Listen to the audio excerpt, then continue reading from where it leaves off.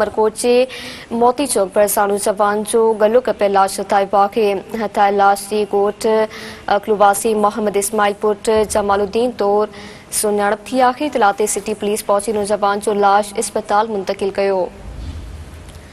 Police चवण आहे त बाक़ी जे मुख़्तलिफ़ रुखन खां जांच कई पई वञे।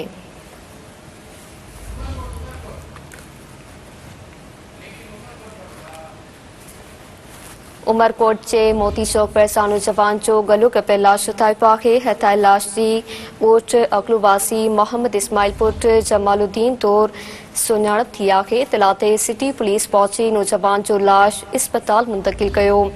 पुलिस जो चवण आहे त वाक़े जी मुख़्तलिफ़ रुखन खां जांच कई पई वञे।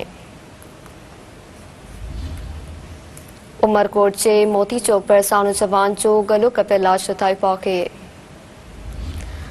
हथाय लाश जी कोट अकलूवासी मोहम्मद इस्माइल पुट जमालुद्दीन तौर सुञाणप थी आहे। इतलाते सिटी पुलिस पहुंची नौजवान जो लाश अस्पताल मुंतकिल कयो। पुलिस जो चवण आहे त वाक़े जी मुख़्तलिफ़ रुखन खां जांच कई पई वञे।